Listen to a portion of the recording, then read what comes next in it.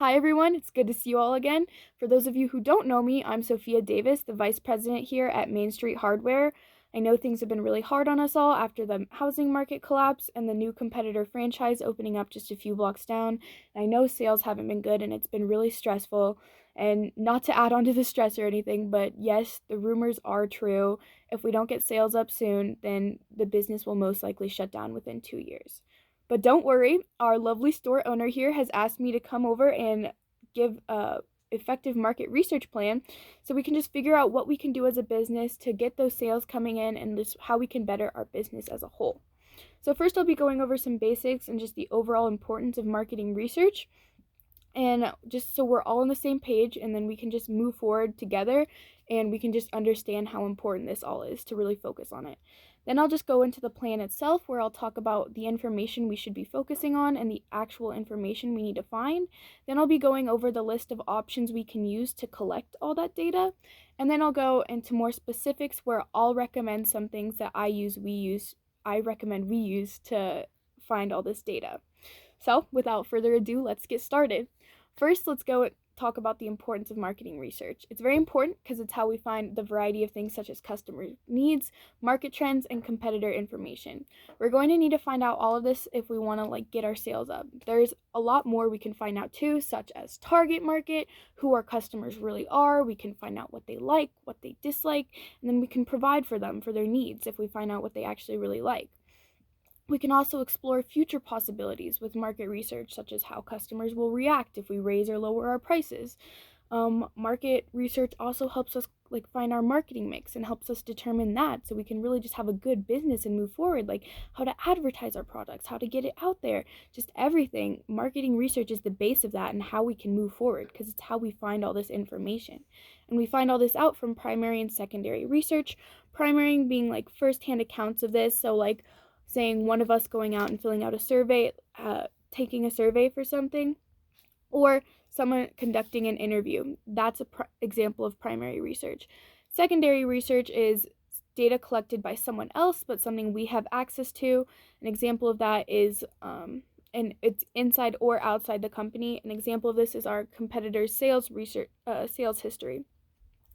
Something important that we need to find is the target market. This is who's shopping for us, and we really need to identify who they are, who's mostly coming in, and their needs, their wants, because they're the ones bringing us the most profit, so we need to change our products and things around for them. For example, Barbie, the brand Barbie, has been using market research forever, and they've used it to find their target market, which is a girl 5 to 7. They like pink, they like dressing up, they like playing with dolls, doing their hair, dancing, just that's what they like. And Barbie, it's worked for them because they sell to them and they make really good profits off of that. So we really need to find our target market too. And that's all from market research. That's why it's so important. So now let's move on to the big plan itself. We know we need to get the information and data, but what data do we specifically need to obtain? Well, like I said before, you have to find out your target market and their needs. You need to find out who mainly shops at their store and what are their biggest interests so you can promote these more. You also need to find what customers find so appealing about the competitor's hardware store. Are their prices cheaper? Do they have better products? Is their location better? Is their customer service better? These are all kinds of questions we need to be asking because we really need the answers to if we want to improve our business. So you should also try to even find out some people who don't shop at these hardware stores and what they like, what they would like to see at our stores so they could actually come in and shop more. So we can broaden our horizon of people who shop at us, or broaden our customers. I also think we should do some competitor research, like look at their history, their sales reports. What do they have that we can do so we can do better? For example, here's a print from Nike, and they send this out every month to their members where they ask what they liked about their products that month, what they're looking forward to for next month, what they kind of just didn't like and wasn't working for them. So they do this so they can always stay updated with their customers' wants and needs, and that's a really good way to do it. So now we know why market research is important and what we need to be looking for, but we don't really know how to find it. So there's many different options of how you can go about searching for this market research and obtaining this data. So I'll just go over kind of like some of the big ones. First, the biggest one is questionnaires and surveys. This can be sent out virtually through emails or e-newsletters, or even a link to like one on our website that everyone can have access to. They can also be physical copies, such as the one that's sent out the mail, one you can fill out about making a purchase, like all things like that. They're pretty much like interviews, except you're not talking to the person, they're just filling it out. This is how you can ask your customers the questions you want answers to, because instead of having to just search through all this data to just try to find what you're looking for, you just have it listed right out and they're just answering those questions for you. Another method is focus groups, which is kind of like an interview / like test run for a small group of people, where you can find, you can ask them like about different products and you can have them test them out and see what they like, what they dislike. You can just ask them a bunch of different questions. Observations are also a method, and that's where like you can just like observe the customers, like where they go to in the store first, what they buy. You can also observe your competitors' customers and just a competitor store. It's simple and it's easy and it's cheap, and it's something your employees can just be on the lookout for observing, and just maybe like write down little notes every day. Another option is internal research, and that can help you find out things such as business financial figures and internal reports. And another method is external research, which helps you find out things such as government statistics and what I mentioned earlier, competitive business research.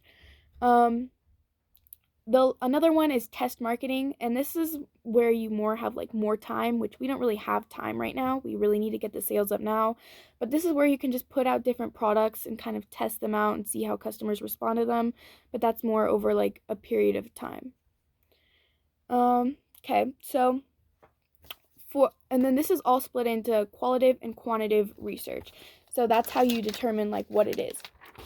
Here's a little chart for the difference of both. So qualitative is like the quality of the product.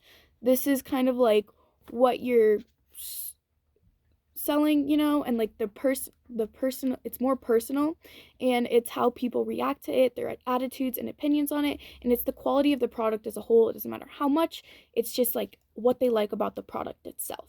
Quantitative is more about the numbers, how much, how little, like the sales, the amount of customers come in, the amount of customers who like this, who didn't, just the numbers of it, the amount of things we have. Okay, so I know there's a lot of different options for how to collect our data, but so here are the first few that I recommend we try out first before we go further. First off, I definitely recommend putting out all those surveys and questionnaires. I recommend like a small one you can do after a customer makes a purchase, just a little thing that they can fill out, so asking kind of like what they bought, what they didn't, why they came into the store, like did they not buy something that they were going to and why, how they like customer service, like what caught their eye, just like a few quick questions so we can just get that immediate response.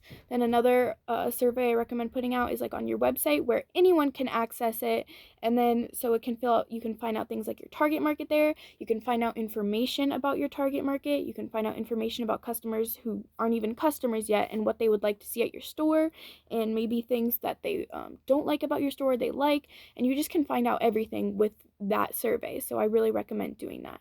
You should also do some external research, which you can look into the competing hardware companies' history to find out why they're doing so well. So looking for things such as like what are their best products, what are their worst products, like look at customer reviews, finding out why they like it there, just seeing what they're doing so we can meet that standard and then exceed it.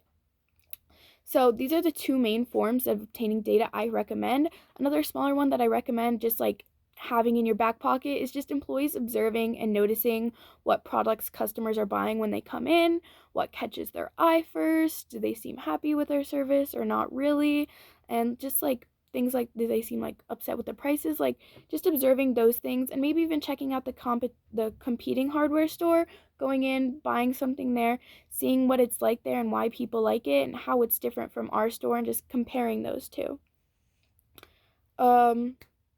I've pulled up some sales charts, and as we all know, it's not looking good for our company, but that's why I'm here, and that's why we're doing this plan. But here's just a little chart if you didn't know. This is their sales. It's going up, it's doing good, and ours are going down. But if we find out why theirs are going up and we can meet that and then go further and be better, be the better company, then we're going to look like that and they're going to look like that. So that's what we really need to go for. I've also come up with some projected graphs. So for if we do use this marketing research plan and we stick with the surveys and the observing and the competition research and like all of that stuff, our sales will go up. Okay, because we're going to stick to this and we're going to work hard and we're going to find out the information and change for what we need to. But if we just stick with how we're going right now, it's like I said earlier, it's going to fall and our business is going to go away. And we don't want to let that happen. We don't want to lose our jobs. So that about wraps up my plan so we can get our sales back up and we just don't go out of business. Just to recap, remember how important marketing research is and how important this plan is and that we stick to it and just everyone to put 110% in. So don't let 100 years of this business just go down the drain. Keep your eyes on the prize. Also remember, we need to find out our target market and like find out their main interest and find out like how we can bring more people in and any additional products we can add or changes in our service. Also remember, I gave you the best options for finding this data with the surveys and the questionnaires and doing the competitor history review, and like looking into like why they're doing so well compared to us. And then also just observing in general, just the little things, There's also many more options though that we can use if those don't work out, and I can come back again and we can figure out another plan if these don't seem to be working out. That's all I have for you today. Thank you everyone for coming in. Thank you, sir, for letting me speak today about how we can fix this mess. And I've handed out a packet to everyone just with all the main points of what I talked about today and from the meeting. So if you missed anything, it's all right here. But then if you do have any additional questions, my business card is also attached to all that and you can contact me anytime. But thank you so much and have a good day.